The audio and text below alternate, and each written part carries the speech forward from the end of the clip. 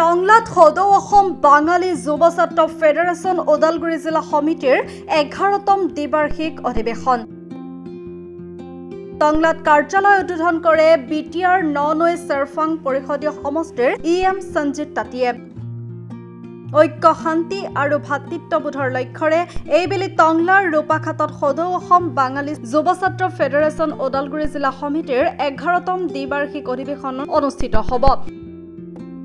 চলিত মে মাহৰ 24 তাৰিখ শনিবাৰৰ পৰা দুদিনীয়া বৰ্ণাঢ্য কাৰ্যসূচী টংলাৰ ৰূপাঘাটত অনুষ্ঠিত হ'ব সদৌ অসম বাঙালী যুৱ ছাত্ৰ ফেডাৰেশ্যন ওদালগুৰি জিলাৰ 11তম দ্বিবাৰ্ষিক অধিৱেশন।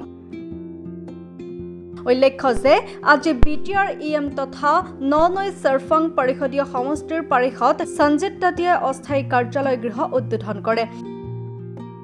ভাষিক সংখ্যালঘু উন্নয়নৰ পৰিষদৰ সদস্য সুজিত চৰকাৰে আধৰা অনুষ্ঠানত সদৌ অসম বাঙালী যুৱ ছাত্ৰ ফেডাৰেশ্যন ওদালগুৰি জিলা সমিতিৰ উপদেষ্টা নিতাই দে, উপসভাপতি গোবিন্দ দে, টংলা আঞ্চলিক সমিতিৰ সভাপতি সুশান্ত চৰকাৰ, সম্পাদক বাবুল বৈশ্য, মহিলা সমিতিৰ সম্পাদিকা ৰূপা চৰকাৰ, সমাজকৰ্মী অনিল ৰয় আৰু মাধৱ মণ্ডলৰ লগতে ছাত্ৰ সংগঠনৰ বিষয়ববীয়া উপস্থিত থাকে। মে মাহৰ 24 আৰু 25 তাৰিখে দুদিনীয়াকৈ সদৌ অসম বাঙালী যুৱ ছাত্ৰ ফেডাৰেশ্যনৰ ওদালগুৰি জিলা সমিতি 11তম দ্বিবাৰ্ষিক অধিৱেশন অনুষ্ঠিত কৰিব ওলাইছোঁ আৰু আমি সেই অনুষ্ঠানটো টংলা ৰূপাঘাট অঞ্চলত কৰিম, ৰূপাঘাট ফিল্ডত আমাৰ অনুকূল মন্দিৰৰ ওচৰতে। আৰু ইয়াতে আমি মিনিমাম 8ৰ পৰা 10,000 মানুহ গেদাৰ কৰিবৰ কাৰণে চেষ্টা কৰিম। আৰু ইয়াতে মূল বিষয় হ'ব আমাৰ বঙালীসকলৰ যি সমস্যা, জাতীয় সমস্যা বুলি ক'ব লাগিব। যেনেকুৱা আমাৰ লোকৰ যি নামৰ আগত ডি বুলি যিটো ৱাৰ্ড লিখা থাকে, ডাউটফুল ভোটাৰ, একচুৱেলি ভাৰতীয় সংবিধানত আইদাৰ ইউ আৰ ভোটাৰ নহয়, এই দুটা বস্তুৱে থাকে। কিন্তু দুৰ্ভাগ্যবশতঃ আমাৰ বেংগলী কমিউনিটিৰ নামৰ আগত মানে ডাউটফুল বুলি ভোটাৰ ডি বুলি এটা ৱাৰ্ড লগোৱা আছে। আৰু বিভিন্ন জাতি জনগোষ্ঠীৰো আছিলে, দেখা পাইছোঁ, কিন্তু পৰ্যায়ক্ৰমে চৰকাৰে সেইসকলৰ সমস্যাখিনি সমাধান কৰি গৈ আছে। কিন্তু আজিলৈকে আমাৰ বেংগলী জাতিটোৰ বিশেষকৈ এইটো সমস্যা থাকি গৈছে। আৰু এইটো সমস্যা থকাৰ কাৰণে আমি মেণ্টেলি, ফিজিকেলি, অৰ্থনৈতিকভাৱে বিভিন্নভাৱে আমি মানে কষ্ট পাব লগা হৈছে।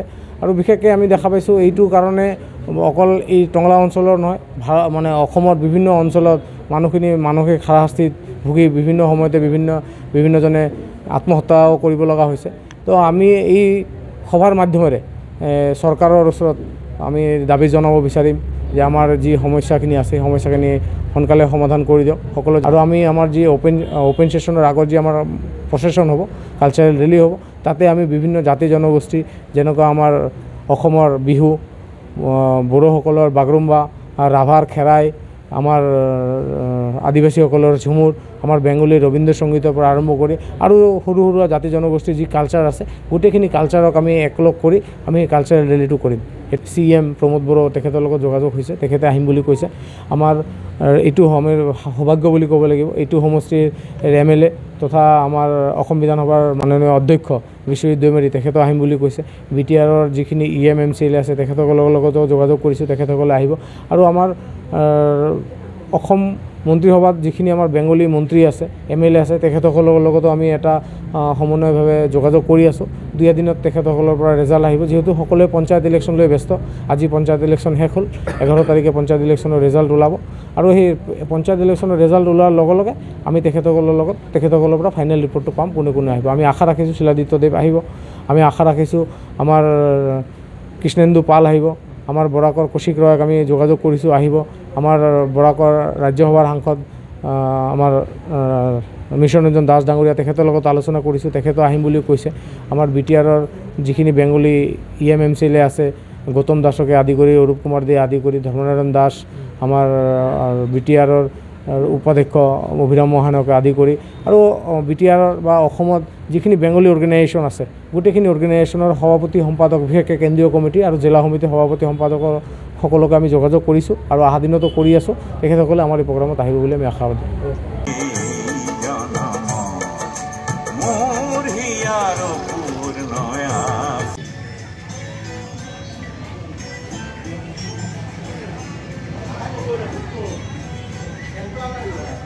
উদ্ঘাটন কার্যসূচিতে আমাদের আজকে এখানে উপস্থিত বিটিআর সঞ্জিত তান্ত্রিক মহাশয় প্রমুখ করে সংগঠনের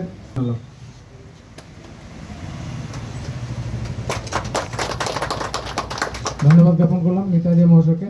এবং এখন আমি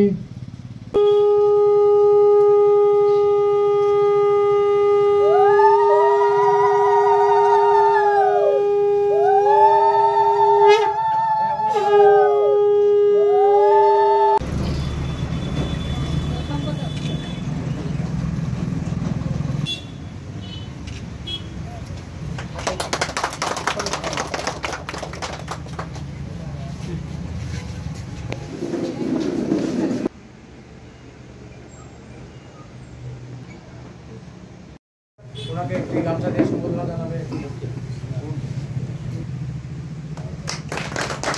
জানানোর জন্য আমাদের কার্যকর্তাকে অনুরোধ জানালাম।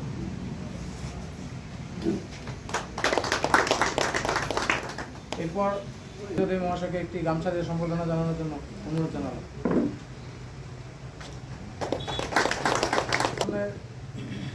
একসময়ের প্রাক্তন কর্মী, আজকের দিনে ভারতীয় জনতা পার্টির একজন কার্যকর্তা আমাদের রাজীব এখানে আছে, রাজীব চৌধুরী, রাজীবকে একটি গামছা দিয়ে সম্বোধনা জানানোর জন্য অনুরোধ জানালাম। এরপর আমি সম্বোধনা জানানোর জন্য অনুরোধ করব সারা আসাম বাঙালি যুবস্বার্থ ফেডারেশনের বাংলা। আমি এবার গামছা দিয়ে সম্বোধনা করার জন্য অনুরোধ জানাবো।